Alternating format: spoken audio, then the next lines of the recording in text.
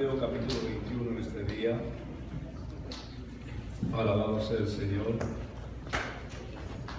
Mateo 21, versículo 10 en adelante. Recuerden, hermanos, el funeral de esta hermana es el día martes 22, de 2 de la tarde a las 8. El nombre funeral con 4256 de la San Mozart. Sería que muchos de nosotros pudiéramos asistir y acompañar a nuestro hermano Ramiro en esta circunstancia de la partida de su esposa a la presencia del Señor. Y estemos apoyando, ¿verdad?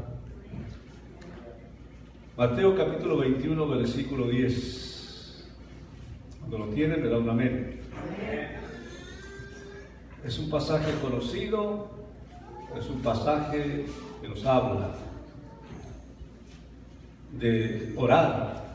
Es tan importante la oración. Dice el versículo 10 del capítulo 21 de Mateo: cuando el Señor Jesús entró en Jerusalén, toda la ciudad se conmovió, diciendo: ¿quién es este? Y la gente decía: este Jesús, el profeta de Nazaret de Galilea. Entró Jesús en el templo, echó fuera a todos los que vendían y compraban en el templo, y volcó la mesa de los campistas y la silla de los que vendían palomas.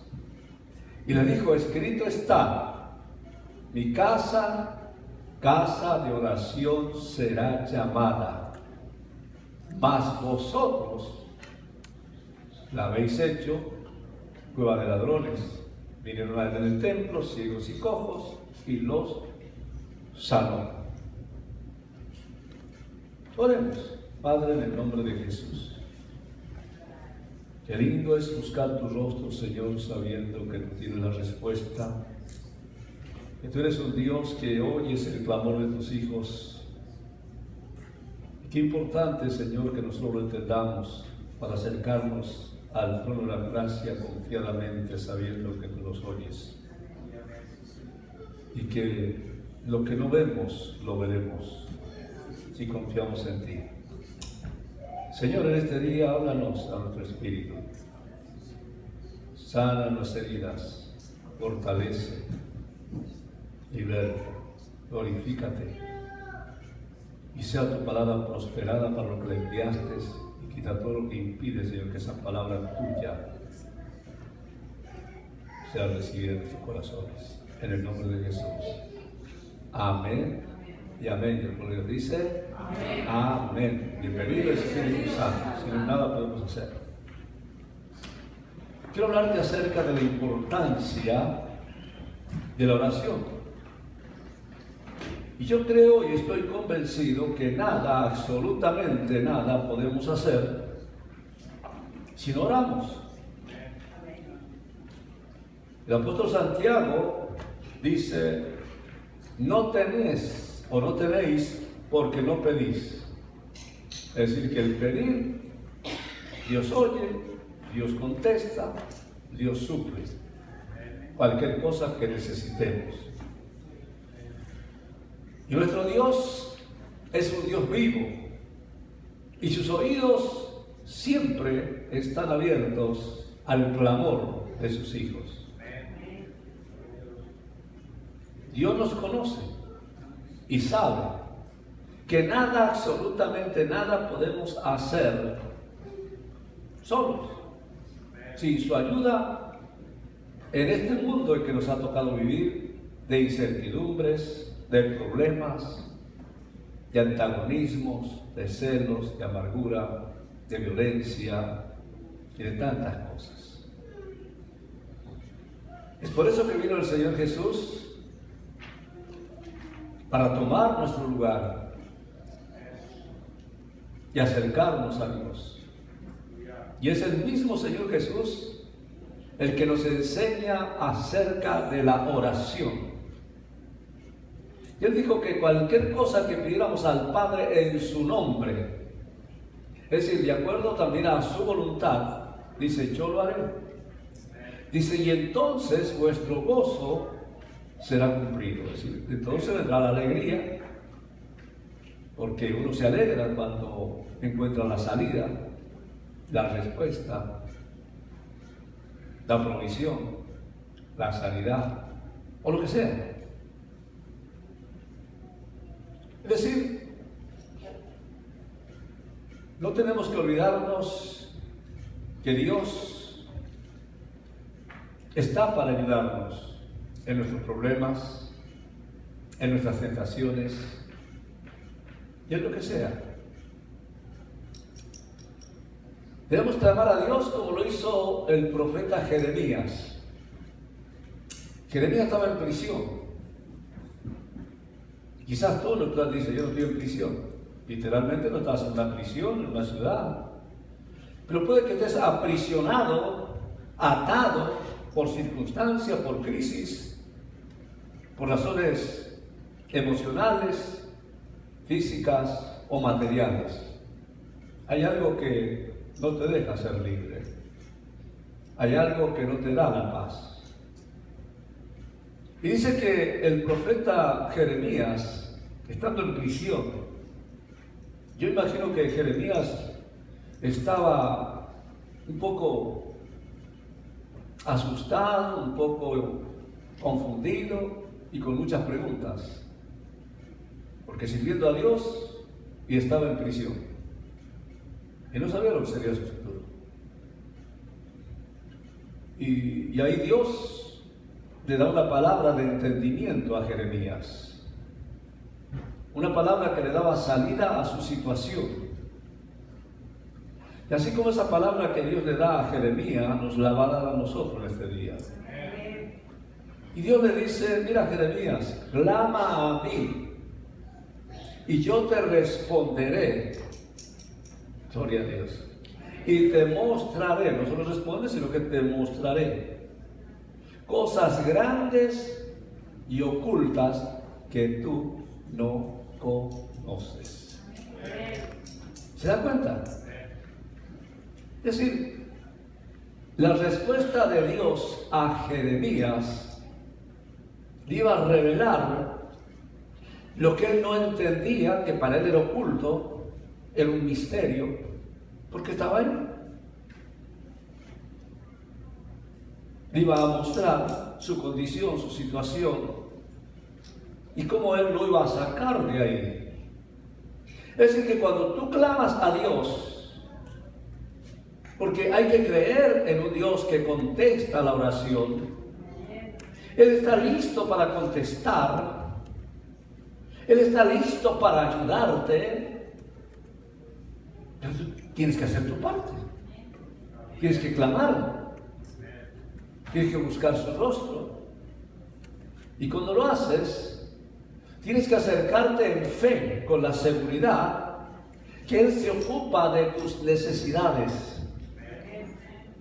Y tú dirás, que Él se encargará de mi matrimonio, de mi cónyuge, de mis hijos, de mis finanzas, de mi salud, de los problemas que tú tienes. Sí. Dios se hace cargo de todo. Diga todo. Para que si hay un incrédulo se convenza. Que Dios es un Dios que contesta la oración. No es un Dios sordo, no es un Dios muerto, es un Dios vivo. Claro que a veces Dios no nos puede decir sí a todas las cosas porque no nos conviene. Porque a veces pensamos, bueno, ¿y por qué Dios no me contestó? Porque dice Dios que de acuerdo a su voluntad hace las cosas.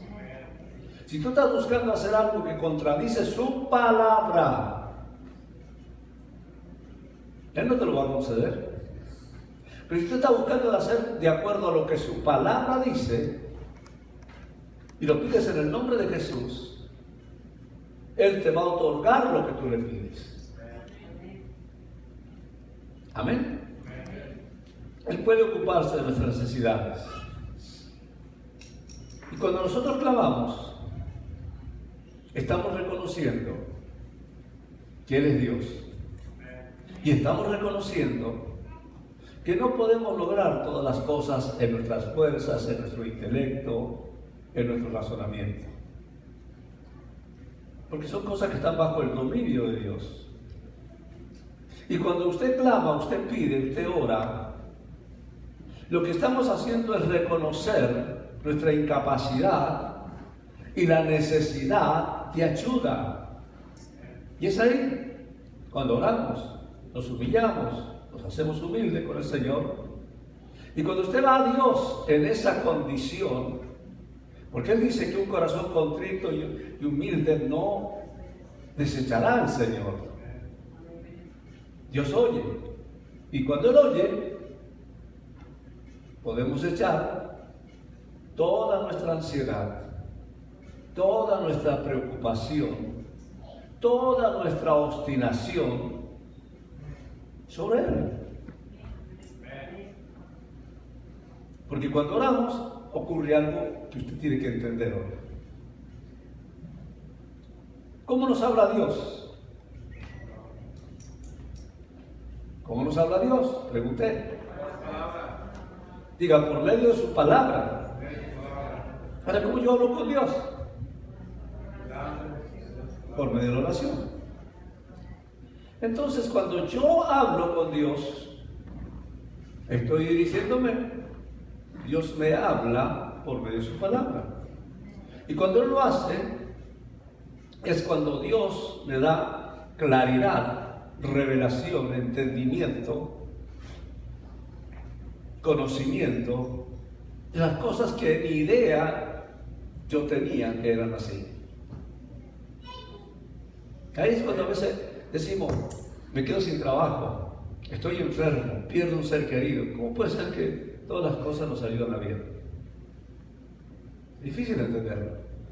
Y es cuando tú oras y Dios te lo muestra, tú comprendes que todas las cosas nos siguen ayudando a bien. Si se te cierra una puerta es porque Dios tiene una más grande que va a abrir.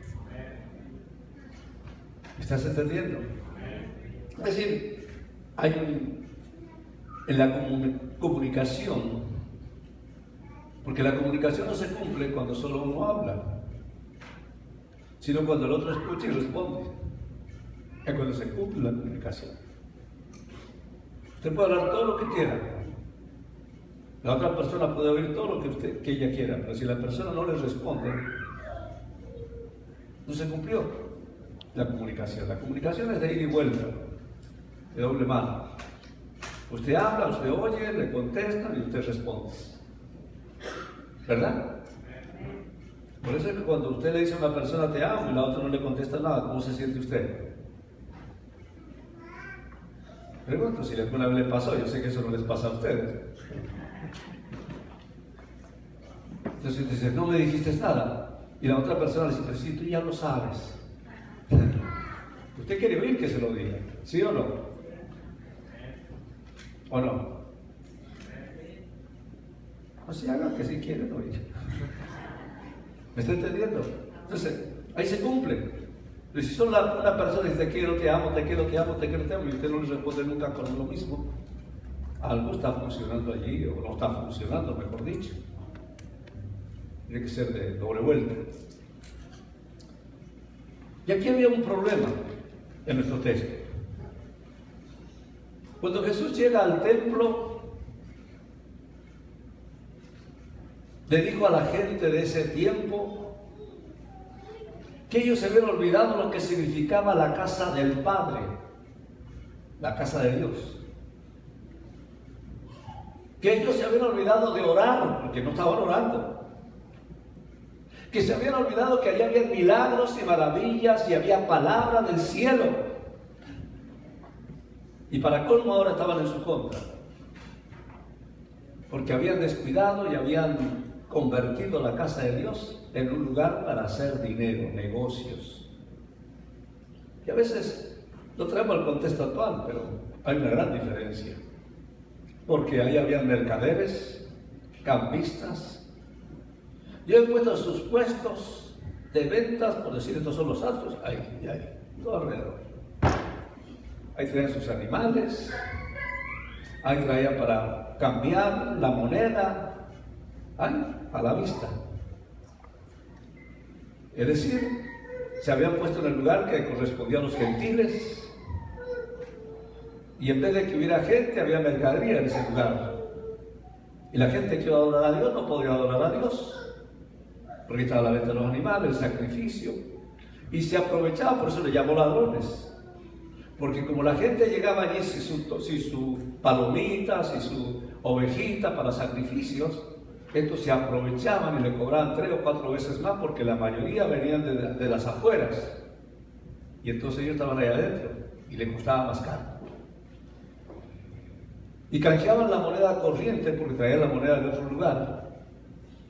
Y los engañaban, les pagaban menos del valor a los extranjeros en el cambio.